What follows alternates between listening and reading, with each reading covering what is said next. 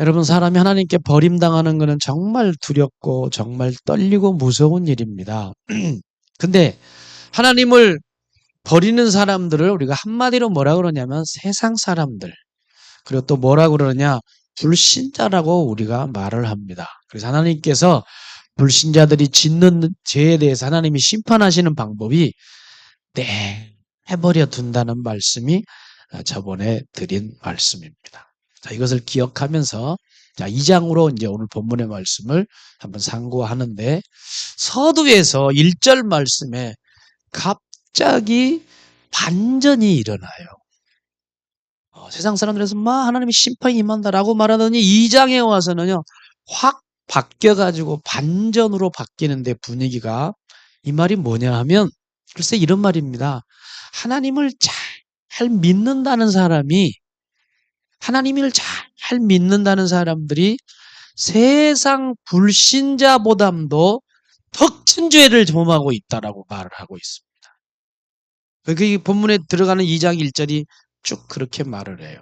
그러니까 바울이 하나님을 잘 믿는 사람들이 무슨 죄를 졌느냐라고 고발하느냐 하면 그게 1절 말씀이야. 자, 우리 한번 1절을 바울이 고발하는 하나님 잘 믿는 사람들이 짓는 죄가 뭔가 우리 한번 1절만 읽어보겠습니다. 시작. 그러므로 남을 판단하는 사람아, 누구를 막론하고 내가 팽개치지 못할 것은 남을 판단하는 것으로 내가 너를 정죄함이니 판단하는 내가 같은 일을 행함이니라. 이 말은 전주일에 하나님을 믿지 않고 세상적인 사람들이 불경건하고 불의를 행하는 죄를 하나씩 나열하면서 공동체 짓는 죄, 동성연애하는 죄, 이런 죄를 딱 하면서 열거하더니 결론으로 뭐라고 그러냐면 저 세상 사람들은 다 사형에 해당한다. 다 죽어야 된다라고 하나님의 그 사형에 대한 얘기를 하는 내용이에요. 이 내용이. 저 사람은 사형받을 사람입니다. 바울이 저 사람들은 죽어야 마땅합니다. 하나님이 이렇게 말씀하셨습니다. 이렇게 막 설교하니까 이 설교할 때 옆에서 박수치며 두 손 들고 맞습니다. 그 말이 맞습니다 하고 막 박수치면서 아멘 하는 사람들이 있었어요. 바울 사도님 어떻게 말을 그렇게 참 잘하십니까? 세상 사람들 불신자들은 다 죽어야 되고 사형당해야 되고 지옥에 가야 됩니다. 맞습니다. 막 박수치는 사람들이 유대인들과 서기관들이었거든. 바리새인들이었거든. 그런데 알다시피 유대인들의 특권이 있습니다. 여러분, 유대인의 특권은 여러분 잘 아시죠? 어떤 사람들이냐면 세계 모든 민족 가운데 하나님을 가장 먼저 믿은 사람들이 유대인들이에요. 아시죠, 이거는?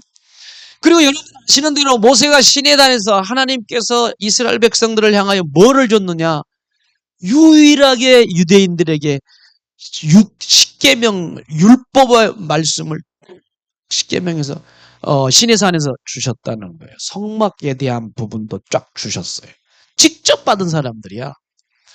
하나님을 직접 믿었고 하나님 말씀을 직접 받은 특별한 사람들이기 때문에 이 사람들은 철저하게 하나님 말씀대로 사는 것에 대해서 엄청난 자부심이 있었던 사람들이었어요. 왜?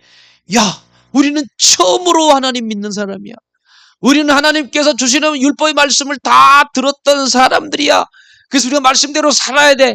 엄청난 자부심이요. 대단한 사람이라서 이스라엘 사람들은 전부 다 이런 생각을 가지고 있어요. 공통적으로 우리는 한 백성이야. 그걸 뭐라고 그러냐면 선민사상이라고 그래요. 선민사상. 이것이 엄청나게 강했던 사람들이 이스라엘 사람들입니다. 그러면 모든 유대인들이 공통적으로 생각하는 생각이 있습니다. 그것이 뭐냐면 하나님을 모르는 이방인들과 자기들과는 엄청난 간격이 있다고 생각을 했어요. 하나님을 믿는 사람, 그리고 하나님을 모르는 이방인들하고 우리하고는 천지 차이야. 이렇게 생각했어요.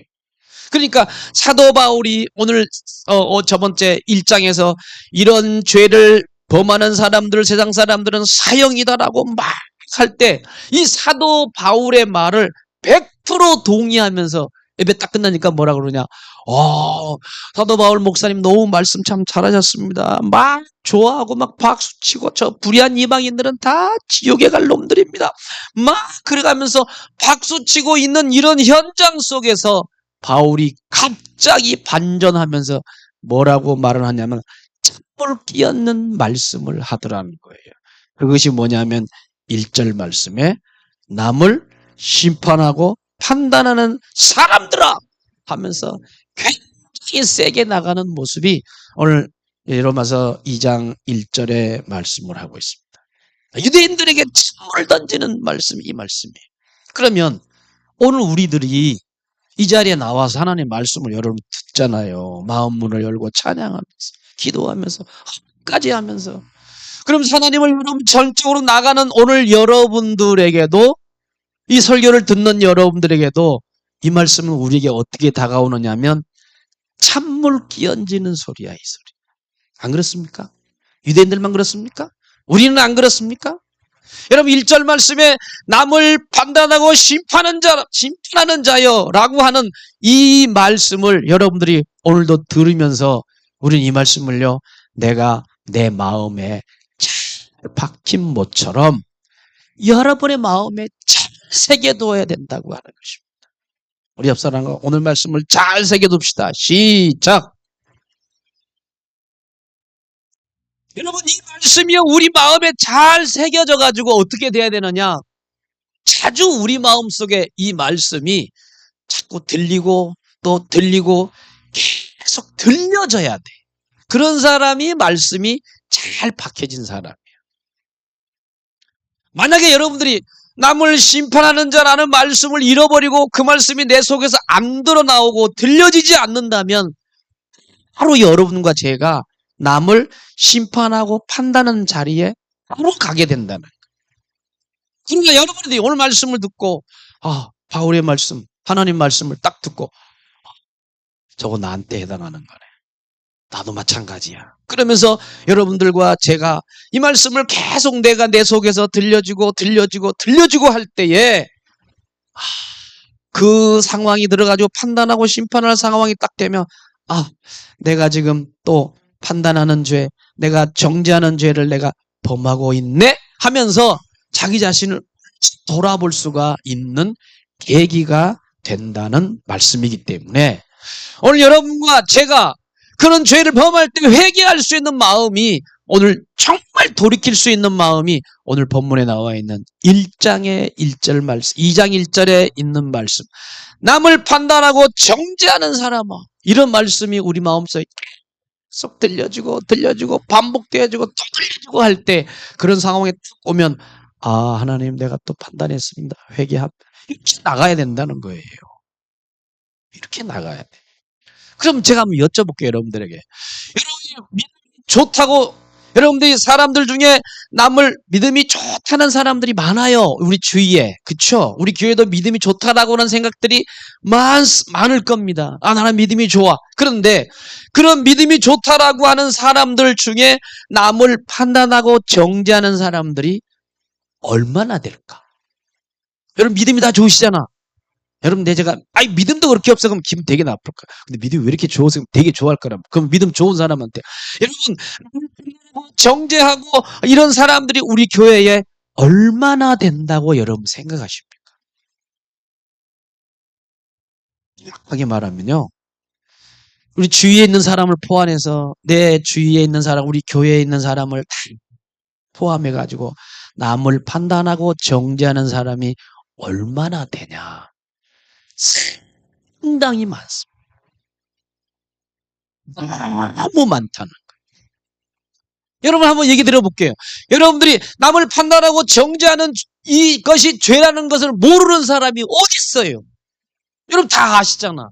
판단하지 마세요. 정죄하지 마세요. 이런 말을 너무 귀가 닳도록 들어왔는데 근데 왜 우리가 자꾸 판단하고 정죄하고 이런 죄를 범하느냐? 그 이유는 이 말씀이 여러분의 마음속에 깊이 새겨지지 않았기 때문이라. 새겨져 있어요, 여러분?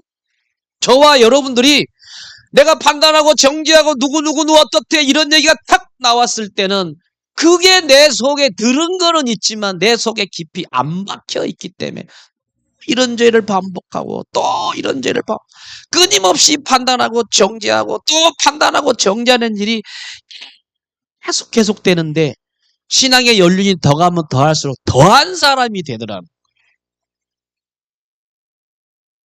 그래서 오늘 여러분들이 잘 들으셔야 돼요. 저도 마찬가지. 뭐냐?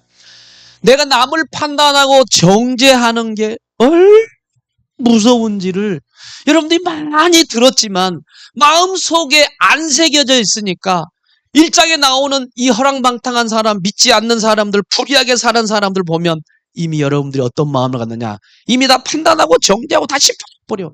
저런 나쁜 놈, 저런 나쁜 놈 이러잖아요. 그러면 하나님께서 믿지 않고 온갖 죄를 저지르고 방탕한 사람과 하나님 봤을 때 마음에 은근히 나도 모르게 느끼지 않도록 남을 판단하고 정죄하는 마음을 가지는 사람이 믿음이 좋다는 사람들하고 하나님 봤을 때 어떤 사람이 더 죄인이라고 할까? 여러분 생각해 보세요. 봤을 때 세상 사람들이 자기 마음대로 막 인간의 욕정을 가지고 막 범하는 사람하고 오늘 이 자리에 여러분 믿음이 좋다라고 생각하면서 그 사람을 봤을 때 나도 모르게 손가락질하고 판단하고 비판하고 정죄하는 이 사람을 하나님이 두 사람을 딱 놓고 봤을 때 하나님은 어떤 사람을 더 죄인이라고 하느냐? 여러분 그래도 이 자리에 방탕한 사람이 더 죄인이지. 대부분 다 그렇게 생각하실 것입니다. 그러지 않겠습니까? 그러니까 여러분들이 방탕한 사람, 악한 사람을 보면서 저 사람이 더 나쁜 사람이라고 생각하니까 여러분과 제가 매일 심판하고 정죄하는 마음을 해결을 못 받고 시간이 가면 갈수록 정죄하고 심판하고 판단하고 이런 일이 생긴다는 거예요. 해결이 안 된다는 거예요. 해결이. 오늘 해결받고 가기를 주의 이름으로 축복합니다. 우리 옆 사람과 해결하고 갑시다. 시작. 뭘 해결해? 정죄하고 판단하는 것을 해결하고 완전히 오늘 내려놓고 가야 된다는 거예요. 그럼 보세요. 믿음이 좋다는 사람을 얘기할게요. 어떤 사람이 인터넷에다가 이렇게 써놨어. 뭐라고 써놨냐? 진짜 무서운 사람. 여러분 진짜 무서운 사람이 어떤 사람입니까? 이렇게 적어놨어요. 새벽기도 한 번도 빠지지 않는 집사님의 눈길이 무섭다. 인정이 되십니까? 잘 들어보세요. 11조 정확하게 꼬박꼬박 하는 신자의 눈길이 너무 무섭다. 못하는 사람들이 이런 생각을 가질 수 있을 거예요. 40일 금식기도 다녀온 권사님의 눈길이 왜 저렇게 무서울까? 그리고 건강한 교회, 잘난 교회 다니는 성도들이 너무 무섭다. 신학박사 학위를 받은 신학자가 너무 무섭다. 어떻게 생각하십니까? 성도 수가 제법 많은 교회 목사님들이 무섭다. 여러분 어떻게 생각하세요? 여러분 왜 열심히 하는 사람들이 더 무서운 거죠? 자칭 자기가 열심히 믿어. 얼마나 열심히 신앙생활 하는지 몰라. 그 사람이 왜 더 두렵냐? 더 무섭냐? 왜 더 공포스러우냐? 왜 그러는가? 핵심적인 것은 딱 한 가지입니다. 속에서 아니 어떻게? 어떻게 해요? 티도 안 내면 속에서는 아니 비판하고 판단하고 정죄하기 때문에 그러는 거예요. 왜? 나는 이렇게 열심히 잘하는데 니는 뭐냐? 이 말하는 거예요, 속에서는. 나는 열심히 이렇게 하는데 당신들은 뭐 하냐? 그러면서 다른 사람을 마구 판단하고 정죄하는 마음이 있어서 훨씬 우리가 죄가 무겁다고 하나님이 오늘 뭐라고 그러느냐? 너가 더 큰 죄야. 이렇게 지금 하나님께서 바울을 통해서 여러분과 저에게 강하게 말씀하고 있다. 성경에 여러분 보세요. 사복음서 보시면 예수님께서 어떤 사람을 가장 독하게 욕하셨는가? 이런 사람들이었다. 이런 사람들을 뭐라고 그러냐? 바리새인들이라고 그랬거든. 유대 바리새인들. 여러분 유대 바리새인들은요. 열심히 신앙생활 한 줄 아세요? 여러분 이 사람들은요. 하나님의 말씀 율법을 철저하게 믿는지 몰라. 이 사람들은 보통 철저한 게 아니야. 바리새인들은요. 여러분 이 사람들은 하나님이 10계명을 딱 주셨는데 이걸 크게 나누면 613가지 계명으로 성경에 명시된 게 아니야. 이거는 613가지가 성경에서 그렇게 말하지 않아요. 근데 믿음이 좋다라고 열심히 하는 랍비 인간들이 모여가지고 성경을 연구했어. 그래가지고 하나씩 분리하고 잘라가지고 정리해보니까 자기들의 머리로 짠 게 613가지의 율법을 만들었다고. 왜? 더 잘 믿어보려고. 이 사람 안 믿으려고 그런 게 아니야. 얼마나 잘 믿으려고. 그래서 613가지의 율법이 유대교의 신학적이고 교리적으로 뭐라고 그러냐면 전통이 되어버린 거예요. 전통된 거예요. 전통. 여러분 바리새인들이 얼마나 철저하게 믿는 줄 아세요? 세상에 어떻게 이런 사람들이 있습니까? 얼마나 열심히 믿어보려고. 심지어 음식을 만드는 양념까지도 11조 바치는 사람. 여러분 깨. 이 사람들 바쳐요. 고춧가루. 이것도 11조 드리는 사람들이야. 철저하게 정말 예민하게 정말 확실하게 그렇게 철저하게 율법을 지키며 정말 살아가는 사람인 것을 우리가 알게 된다고 하는 것입니다. 좀 잘 보세요. 열심히 믿고 자기는 철저하게 믿는 사람들의 문제가 굉장히 큰 게 있어. 어떤 문제가 되느냐? 여러분 사람이요 경건하고 열심인 이 바리새인들이 어디로 광기로 변했는가? 이들의 열심과 광기가 어디로 갔는가? 여러분 요한복음 8장 보면 1절부터 11절까지 가늠한 여자가 한 사람이 탁 등장합니다. 근데 가늠한 사람들을 바리새인과 율법사들과 서기관들이 나와가지고 예수님과 함께 뭐라고 그러냐면 이 여자를 뭘로 치라고? 돌로 쳐 죽이라고까지 광기가 살인자까지 됐다는 거예요. 이해가 되십니까? 아니 하나님을 잘 믿는다고 열정적으로 하고 열심히 한다고 이런 그 뜨거운 열심이 뭐로 바뀌었느냐? 변질이 돼가지고 광기로 돼가지고 미쳐버렸어요. 그래서 어디까지 갔느냐? 때려 죽이는까지 때려 죽이는 사람을 뭐라? 살인자까지 가게 되었다고 하는 것입니다. 그러니까 여러분들이 스스로 생각해. 나는 잘 믿는 사람이야. 나는 열심히 하는 사람들이야. 그 사람들이 오히려 판단하고 정죄하고 심판하면 그게 뭐냐? 홀로 쳐 죽이는 살인자가 될 수 있다고 하는 것을 예수님께서 우리에게 말씀하시는 그걸 바울이 지금 얘기합니다. 그러면 왜 이스라엘 백성과 바리새인과 오늘 여러분과 제가 왜 판단하고 계속 마음속에 정죄하고 마음속에서 계속 이렇게 심판한 것이냐? 그것은 뭐냐면 남을 정죄하는 죄가 큰 죄라고 생각을 안 해. 생각이 없어 아예. 그냥 자연스럽게 자동이야 그냥. 오토매틱이야. 딱 보면 벌써 판단 정죄. 어떤 사람을 보든지 정죄 판단 심판. 이렇게 나가는 게 자동이야 자동. 이 이스라엘 백성들이 그랬어요. 보면 판단하고 정죄하는 죄가 죄인 거를 몰라. 명심하지 않는 거예요. 아까 그랬죠. 여러분 유대인들은 선민이라는 자부심이 얼마나 대단했는지 이렇게 생각했어요. 이스라엘을 택한 민족들을 제외한 사람들을 그들은 이방인이라고 그래요. 근데 이방인들이라고 하면서 이방인들을 뭐로 받느냐 하면 지옥의 불쏘시개들이야. 여러분과 저는 뭐예요? 불쏘시개가 지금 예수 믿고 있는 거야, 지금. 에? 그러니까 미움받는 거예요. 우리는 하나님 말씀 받은 사람이야. 율법을 받은 사람들이야.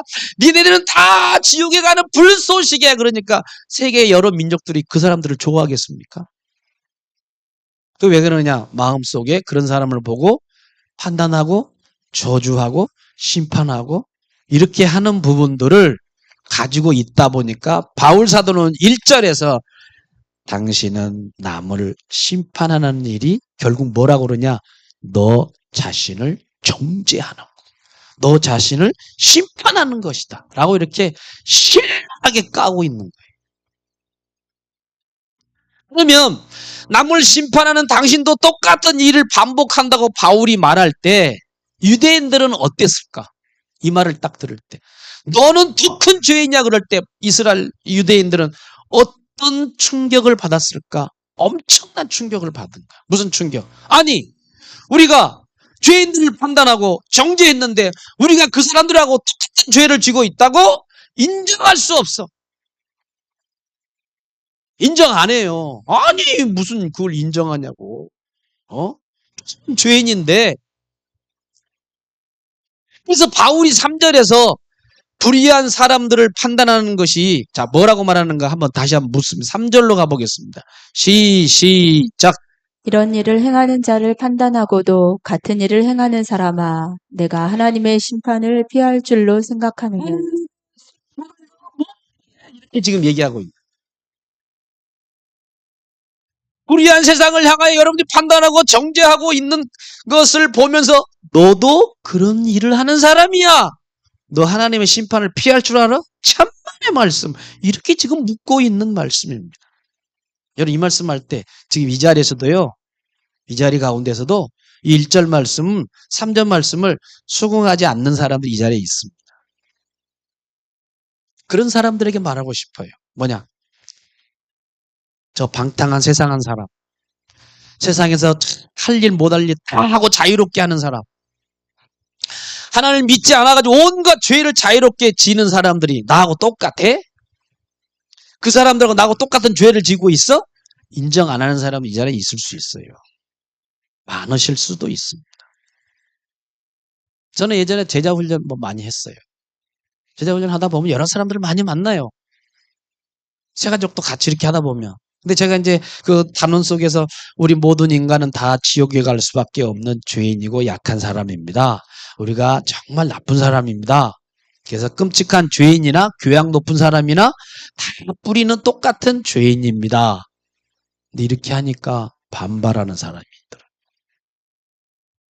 뭐라고 반발한 줄 아세요? 목사님, 저도 기본적으로 제 속에 죄가 있는 거 알아요?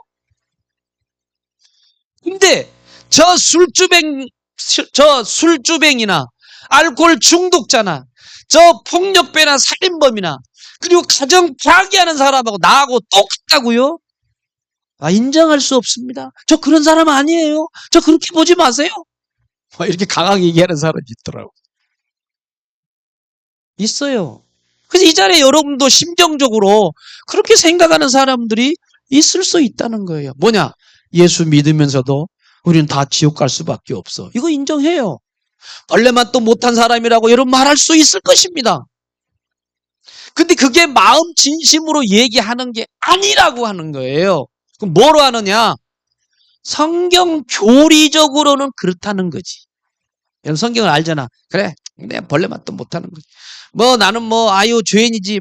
나는 지옥 갈 죄인이지. 말은 왜 그러냐? 성경에 나와 있기면 교리적으로만 하는 거지. 마음은 전혀 아니야. 그럼 뭐라고 생각하느냐? 실제 내 마음은 이런 생각이에요. 나는 괜찮은 사람이야. 여러분 그렇게 생각 안 하십니까? 나는 괜찮은 사람이야. 내가 목사인데 나는 괜찮았어.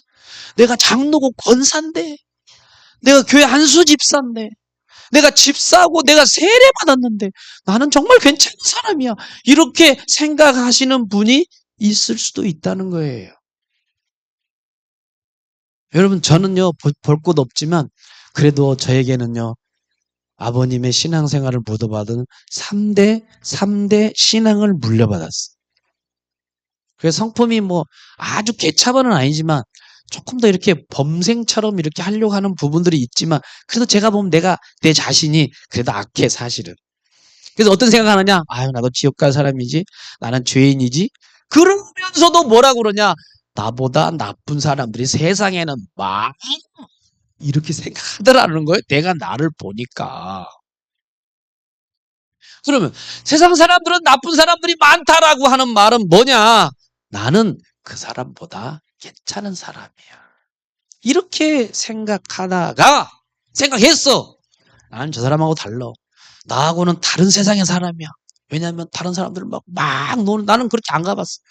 여자 곁에도 안 가봤고, 뭐 술 먹는 바도 한 번도 안 가봤고, 옛날에 우리 디스코장, 고고장 많이 가던데, 저는 한 번도 안 가봤는데, 어느 날 우리 학생들하고 같이 모이는데, 거기서 막 음악 틀어놓고 막 춤추는데, 저를 어떻게, 내가 그때 갔어. 그때 막 자기네 춤추다가 내가 딱 들어가니까, 탁 멈추고, 교회 다니는 사람들끼리. 그래가지고 내가 이상한 사람이 돼가지고 하는데, 분위기가 아주 이상해지더라고. 보고 뭐냐, 아, 나는 얘들하고 좀 다르는구나. 이렇게 생각을 했단 말이죠, 저도. 안 그러겠어요? 나는 저 사람보다 조금 더 나은 사람이야. 그런데 내가 목회하고 하나님 앞에 기도하고 성령 안에서 하나님께 기도할 때 하나님이 내 눈을 어느 날 새벽에 우리 집사람하고 잠잘 때 열어주시면서 눈물을 쏟게 만들어주는데, 네가 뭐 좀 착한 사람인 줄 아냐? 아유, 너는 더 더러운 놈이야. 막 그렇게 하는 주님의 음성을 내 가슴속에 듣고 얼마나 펑펑 울고서 내가 더 악질인 놈이네, 이런 생각을 하게 됐다라고 하는 것입니다. 여러분 먹고 싶습니다. 여러분 예수를 믿고 있는데 여러분보다 악질한 사람들을 만나보신 적이 있으십니까? 여러분 솔직히 방금 얘기한 제 말에 대해서 여러분들이 어떻게 대답하시느냐에 따라서 진짜 예수님을 여러분이 믿고 있는가 믿지 않고 있는가가 정확하게 구분될 수 있습니다.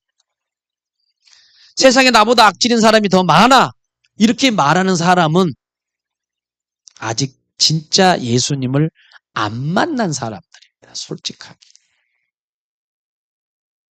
내가 좀 낫다, 내가 더해, 저 사람보다 내가 더 착한 사람이야, 아직 진짜 예수님을 못 만난 사람일 수 있습니다. 왜 그러느냐? 자기 죄를 못 보는 거예요. 자기 죄를 못 봐. 자기가 얼마나 큰 죄인인 것을 전혀 못 보는 거예요. 남을 심판하지 말라는 말씀을 죄를 덮으라는 말이 아니라 악용하는 사람들이 있을 수 있다는 거예요. 마음으로는 안 그러는데 교리적 성경적으로 그러니까 우리 서로 사랑합시다, 비난하지 맙시다 막 그러면서 속에서는 비난, 판단, 정죄 하고 있는 거예요. 빤빤한 거라 그러죠. 빤빤하게. 여러분, 하나님이 우리를 구원하시는 건 왜 구원하셨는가? 죄를 안 짓게 하기 위해서 우리를 구원하셨습니다. 믿으시면 아멘 합시다. 아멘? 아멘들을 안 하시는 거 보니까 뭐. 여러분 생각해 보세요. 우리 가운데도 판단하고 정죄하는 죄가 있으면 반드시 이 자리에서 여러분 해결하셔야 돼요. 오늘 다 해결하고 가시기를 축복합니다. 하나님 오늘 해결하고 가라고 말씀하고 있어요. 오늘 본문 말씀을 통해서. 자, 그러면 결국에 요지는 뭐냐 하면 오늘 말씀은요, 죄를 지은 사람에 대한 태도가 문제가 되는 겁니다. 여러분 죄를 지은 사람이 있어요? 근데 어떻게 여러분 그 죄 지은 사람을 바라보느냐, 태도를 말하는 거야. 뭐냐? 나는 의인이고 너는 죄인이야. 이런 태도는 그 죄를 지은 사람보다 내가 더 큰 죄인이라고 하는 것이 오늘 이 말씀이라고. 나는 의인인데 너는 죄인이야. 이건 큰 죄보다도 너가 더 큰 죄를 지고 있다고 하나님이 우리에게 말씀하고 있는 말씀이 오늘 본문 말씀이에요. 자, 그럼 마태복음 5장 22절을 우리 한번 읽어볼까요? 여기 뭐라고 말하는가? 자, 우리 한번 마태복음 5장 22절 읽어보겠습니다. 시작. 나는 너희에게 이르노니 형제에게 노하는 자마다 심판을 받게 되고 형제를 대하여 나가라 하는 자는 공회에 잡혀가게 되고 미련한 놈이라 하는 자는 지옥불에 들어가게 되리라. 잘 들으세요. 여러분, 살인죄와 똑같은 죄를 적용하는 게 뭔 줄 아십니까? 예수님이. 그거는 형제에 대해서 화내고 분노하는 사람을 살인죄와 똑같은 죄로 하나님이 적용하고 있다는 거예요. 여러분, 마음으로 형제를 비판하고 형제를 노하고 자매를 정말 판단하고 실제로 사람을 죽인 살인범하고 하나님은요, 똑같이 본다는 거예요. 굉장히 무서운 얘기예요. 마태복음을 한번 가볼까요? 25장 28절을 보시면 또 한 가지 증거를 대보면 28절 남성들이 늘 범하는 죄입니다. 여자분도 물론 그러겠지만 자 25장 28절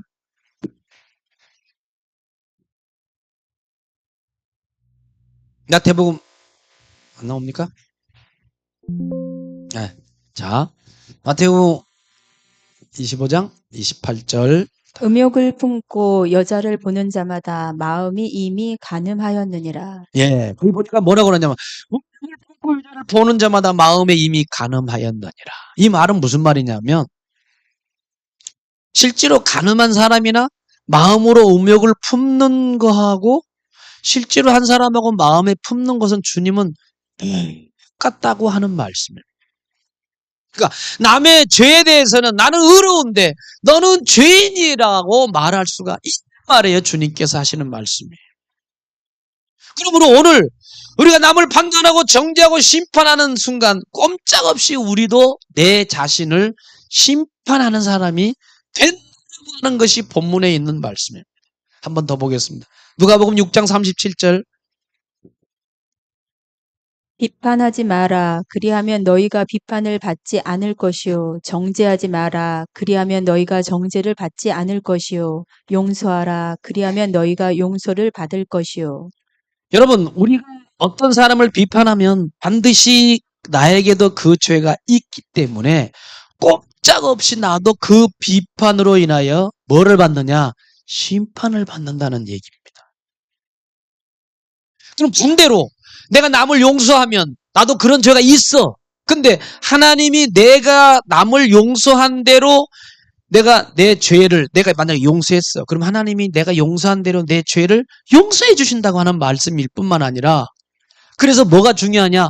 돌아온 게 훨씬 크다는 거예요. 내가 비판하면 더 큰 비판이 나에게 돌아오고 내가 용서하면 더 큰 용서가 나한테 돌아온다고 하는 말씀이 본문의 말씀입니다. 조금 더 가볼게요. 누가복음 6장 38절 주라 그리하면 너희에게 줄 것이니 곧 후이되어 누르고 흔들어 넘치도록 하여 너희에게 안겨주리라. 너희가 헤아리는 그 헤아림으로 너희도 헤아림을 도로 받을 것이니라. 여러분 이 말씀을 반드시 명심하고 가세요. 진짜 여러분 가슴속에 명심하고 가세요. 프란시스 셰퍼라고 하는 이 신학자가 이 말씀을 적용해서 어떻게 우리는 각자 다 눈에 안 보이는 녹음기가 옆에 있다는 거예요. 여러분 옆에 한 녹음기가 하나 있어요. 그래서 여러분들이 다 보이지 않는 녹음기를 지금 달고 다녀가지고 그래서 여러분들이 하는 말, 여러분들이 뱉는 모든 게 다 녹음된다고 한다. 그럼 그 녹음기가 언제 틀어질까? 언제 틀어질까요? 여러분 이 세상 살다가 하나님의 심판대 앞에 딱 가면 여러분들이 말한 그대로 하나님이 틀어주실 것입니다. 그 말씀대로 심판받을 겁니다. 너가 그랬잖아. 네가 잘못했다고 그랬잖아. 하나님이 그때 말씀하실 거라는 것이 저도 두려운 생각이 들어요. 그래서 여러분들이 용서하고 남을 그리고 남을 향하여 긍휼한 마음을 베푸는 사람이 가장 엄청난 축복이 된다는 사람입니다. 왜? 하나님 앞에 가면 누르고 넘쳐서 돌려받게 될 것이기 때문에 여러분들 사람들을 볼 때 용서하고 긍휼을 여기고 불쌍히 여기는 사람들이 되어져야 한다고 하는 거예요. 그러면 하나님께서 왜 유대인들을 선민으로 택했을까? 잘나서 그런 게 아니라고 하는 거예요. 여러분, 유대인들을 하나님 선민으로 택한 거지 잘나서 그런 줄 알아요? 그렇지 않아요. 여러분, 유대인들을 잘 보시면 와, 하나님의 은혜가 얼마나 큰가 그거를 알 수가 있어. 그래서 유대인들을 택한 것을 보면 와, 하나님 은혜가 너무너무 크구나 이거를 보여주시기 위해서 하나님이 유대인들을 선택했다는 거예요. 세상 민족 중에 제일 작은 민족인데 하나님이 선민으로 택했잖아. 근데 그 택한 유대인들이요, 여러분 신정시대 그 광야를 갈 때 하나님이 직접 정치하시잖아요. 성경에 정치 얘기가 많이 나와요. 신정 정치를 했어. 그리고 나서 가나안 땅으로 입국하고 나서 나중에 사울 왕이 뽑힐 때 왕정 시대로 가잖아요. 왕이 정치하는 시대로 바뀌어요. 그런데 그 기간 동안 광야 생활이랑 왕정 시대랑 얼마나 하나님을 배반합니까? 그리고 얼마나 우상 숭배하고 불순종합니까? 이걸 더 넘어가지고 지금으로부터 2000년 전으로 흘러가 봅시다. 여러분, 이 사람들이요 2000년 전에는 더했어. 이스라엘 사람들이 얼마나 더했느냐. 여러분들 2000년 전에는 하나님이 그 아들을 보내신 예수 그리스도를 십자가에 못 받아라 가지고 바꿔본 사람이 누구냐? 유대인들이에요. 로마 사람들하고 유대인 사람들이 이렇게 예수님까지 못 박아버리는 아주 사악한 나쁜 사람들이었다고. 근데 그런 걸 보면 무슨 생각이 들어요? 야, 하나님은 세상에 모세 시대도 그렇고 왕정 시대도 그렇고 신정 시대도 그렇고 더군다나 2000년 전에 예수님이 온 그 시대까지도 그 사람들은 정말 하나님을 배반하고 무시하고 업신여겼는 것을 보면서 그 백성들을 선택하신 것을 보면 하나님은 인내가 많구나. 하나님은 너무 사랑이 많으신 분이구나. 하나님은 용납할 수 없는 민족이 한 사람도 없구나. 이스라엘 사람들을 보니까.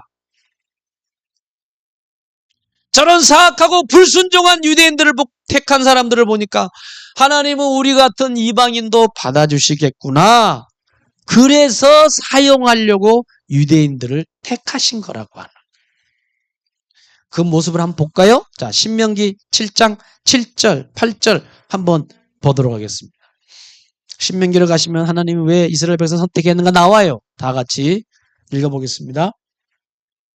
여호와께서 너희를 기뻐하시고 너희를 택하심은 너희가 다른 민족보다 수요가 많기 때문이 아니니라. 오호. 너희는 오히려 모든 민족 중에 가장 적으니라. 어허. 여호와께서 다만 너희를 사랑하심으로 말미암아 또는 너희의 조상들에게 하신 맹세를 지키려 하심으로 말미암아 자기의 권능의 손으로 너희를 인도하여 내시되 너희를 그 종 되었던 집에서 애굽 왕 바로의 손에서 속량하셨나니.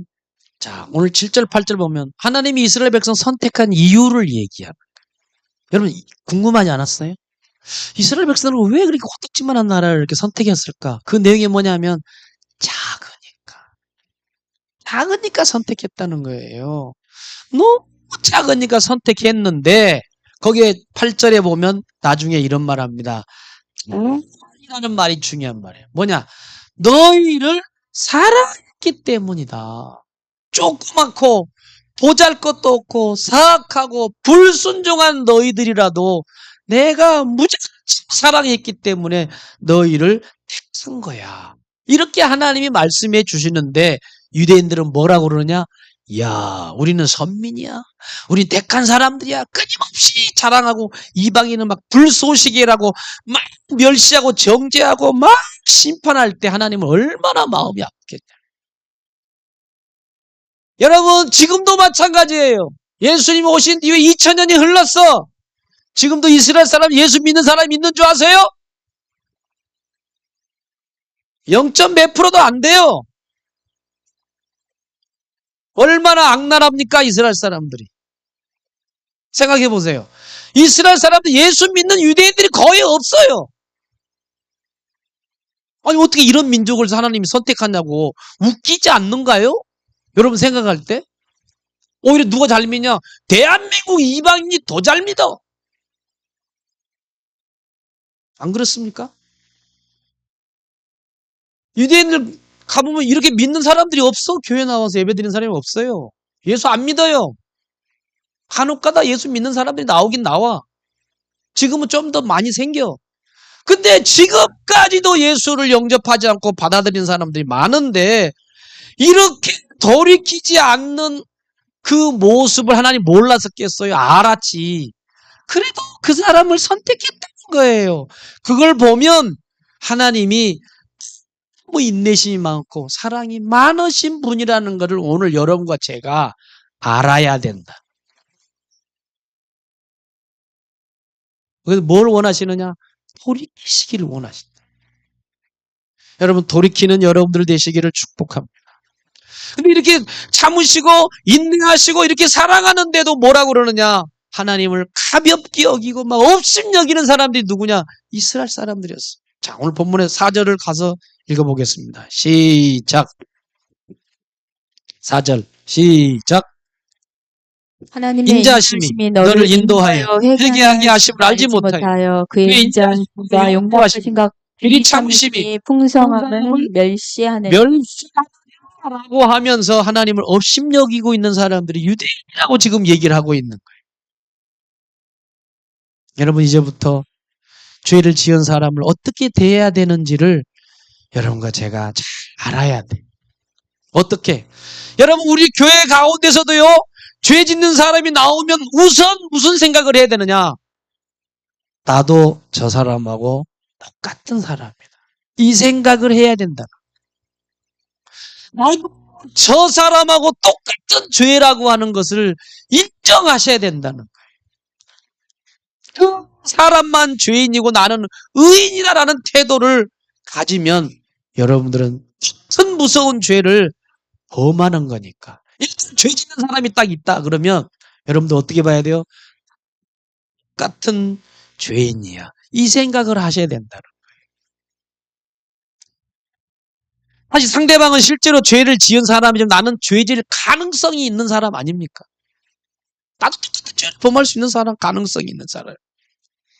결국 당신이나 나도 똑같은데 하여튼 어떻든지 이 죄는 해결하고 가야 된다는 거예요.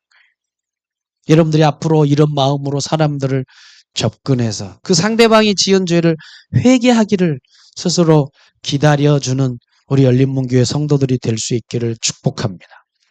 아멘. 죄 지은 사람이 회개하고 스스로 돌아오기를 기다려주고 정죄하지 말고 심판하지 말고 하나님의 풍성하시고 인자하심과 너그러우심과 오래 참으신 하나님같이 여러분들이 해야 된다고 하는 것이 오늘 본문의 말씀에서 진정한 신앙인의 모습이라고 하는 것입니다. 예를 들어 볼게요. 어떤 교회 장로님이 도덕적인 실수를 했어요. 그래서 모였어요. 당회하고 전부 다 모여가지고 이 문제를 어떻게 처리해야 됩니까? 이 스캔들을 어떻게 해결해야 됩니까? 그랬더니 그때 담임 목사님이 이런 말을 했다는 거예요. 뭐냐? 장로님들, 그 장로님을 내 아버지나 형이나 동생이라면 여러분 어떻게 할 겁니까? 이렇게 얘기를 했어요. 이 말은 가족이라면 죄를 덮으라는 얘기가 아니라 죄는 해결해야 되죠. 문제는 뜯어서 고쳐야 되죠. 근데 목사님이 하는 얘기는 이중적인 태도를 갖지 말라는 얘기야. 무슨 태도냐? 만약에 아버지나 형이나 동생이라면 여러분 다른 사람 앞에 가서 대놓고 그 사람에 대해서 여러분 소문 내겠습니까? 아버지가 장모님인데 그러면 여러분들이 어떻게 하겠어요? 찾아가가지고 동생이고 형제고 뭐 아버지라면 조용히 찾아가서 아버지 이러면 안 돼요. 형님 이러면 안 되지. 아니 이렇게 하시면 안 돼. 고치셔야 되지. 말을 부드럽게 하고 진심으로 이렇게 하면서 기다려준단 말이지. 가족들은 그런단 말이에요. 근데 가족이 아니야. 가족이 아니면 냅다 이럽니다. 여러 사람한테 다 말하고 이럴 수가 있냐 저럴 수가 있냐. 어쩌면 그렇게 단호하고 엄격하게 문제를 처리할 수가 있냐 말이에요.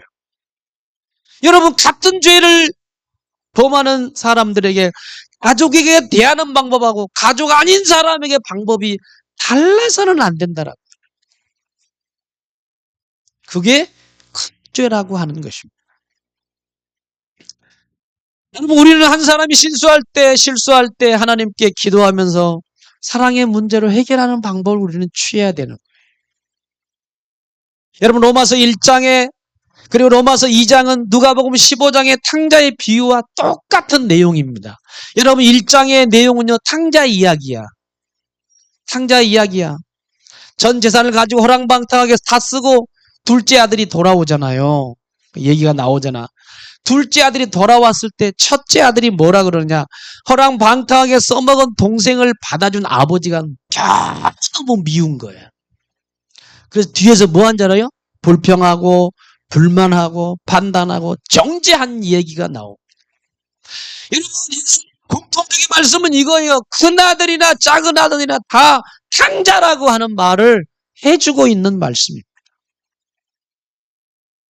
그래서 로마서 1장에서 18절부터 32절까지 나오는 얘기가 둘째 탕자의 얘기고, 오늘 본문의 2장 1절부터 나오는 사람들은 큰아들의 큰 탕자를 말하고 있는 거예요.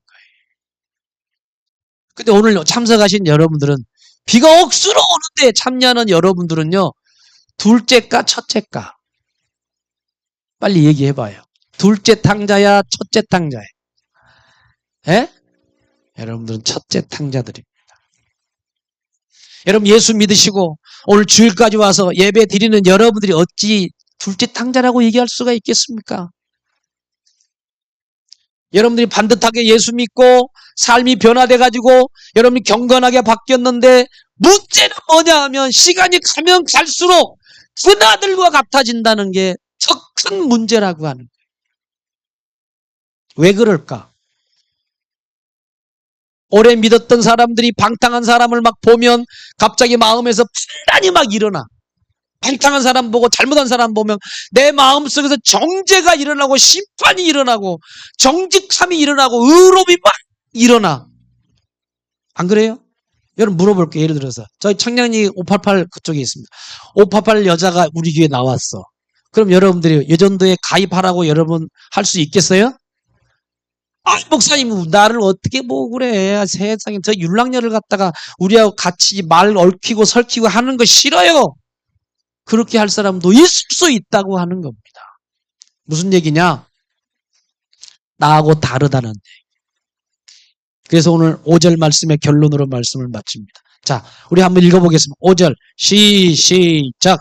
다만 내 고집과 회개하지 아니하는 마음을 진노의 날 곧 하나님의 의로우신 심판이 나타나는 그날에 이 말 진노를 내게 쌓는구나. 완고해가지고 왜 마음이 없다라고 하는 거는 허람방탕한 죄인을 말하는 것이 아니라 너를 지금 말하고 있다고 하는 것을 우리에게 말하면서, 판단하고 심판하는 사람들이 회개할 마음이 없다라고 말을 합니다. 여러분, 보통 죄를 지은 사람들 보면 공통적으로 처음에는 죄를 안 지었다고 막 발뺌을 합니다. 그래서 막 변명을 막 해요. 그러다가 죄가 밝혀지면 확 꺾여져가지고 부들부들 떨면서 눈물 흘리고 두려워하면서 용서해달라고 잘못했다고 죄가 드러나면 꺾여져요, 사람들이. 뭐냐? 회개할 기회가 있기 때문에 그렇습니다. 회개할 기회. 그러나 죄 정죄하고 심판한 사람은 좀처럼 회개를 안 합니다. 왜? 자기는 잘못했다고 생각을 전혀 안 하니까. 어떤 분은 그런 얘기를 해요. 아니, 목사님, 잘못한 사람 갖다가 잘못했다고 말하는데 뭐가 잘못입니까? 잘못돼 해야지 그 사람이 고치지 않겠습니까? 내가 교회를 위해서 그랬고 가정을 위해서 그랬고, 그리고 정죄하고 심판한 사람들은 잘못했다고 여겨야 되는 거 아닙니까? 이렇게 말을 하는데, 결국에는요, 그것이 하나님 앞에 가서 나중에 하는 정말 자기 죄를 불 수밖에 없다고 하는 겁니다. 이 얘기만 하고 여러분 말씀을 마치겠습니다. 조금 늦어서 죄송합니다. 과거에 금요 철야 시간이 있었어요. 처음에는 온전히 금요일 날 철야를 했거든. 근데 요즘에는 철야 기도가 거의 없어졌어요. 아예 나오지도 않고. 근데 어떤 철야 기도하는 시간에 어느 여집사님이 눈 뜨고 봤는데 장로님, 권사님들이 기도를 안 하고 잠자는 거야. 기도 안 하고 잠자고 있는 거예요. 그래서 하나님 앞에서 기도했습니다. 하나님, 장로님, 권사님들이 저렇게 기도도 안 하고 잠을 자니까 하나님 보실 때 얼마나 민망하십니까? 라고 막 그랬더니 하나님이 그 사람 마음속에 이런 말씀을 주셨대. 너는 잠도 안 자고 남 흉이나 볼 거면 그만 너도 자라. 그렇지 않아요? 물론 개그로 우스개로 말하지만 여러분과 제가 깊이 새겨드려야 되는 말씀이 아닐까. 나는 잘했고 나는 안 했는데 뭐가 잘못이냐고, 누가 뭐가 문제냐고 이런 식으로 할 바에는 자기가 죄인 것을 깨달아야 됩니다. 하나만 드리고 말씀을 정리하겠습니다. 성 프란시스가 제자들과 함께 40일 금식을 했어요. 제자들과 함께 39일째 어느 제자가 그만 허기져가지고 스프 한 그릇을 먹었습니다. 그랬더니 모든 제자들이 그 수프 떠먹는 그 제자를 향하여 째리기를 시작을 했습니다. 막 째려보는 거예요. 왜? 40일 금식을 깨뜨렸으니까 저놈 때문에. 째려보는 거, 막 째려보는 거. 그때 성프란시스가 스푼을 딱 들고 가가지고 자기도 같이 스프를 떠먹었습니다. 그때 제자들이 경악을 시작을 했어요. 아니, 선생님, 금식이 끝나지도 않았는데 선생님까지 드시면 어떻게 하십니까? 어떻게 하라고 하는 겁니까? 그랬을 때 성프란시스는 이런 얘기를 했습니다. 우리 금식은 정말 하나님의 마음을 품고 예수님의 마음을 품고 살자고 금식하는 건데 우리가 굶으면서 서로 미워할 바에야 차라리 먹고 사랑하는 게 낫지 않냐. 여러분, 오늘 기준을 분명히 하시기를 바랍니다.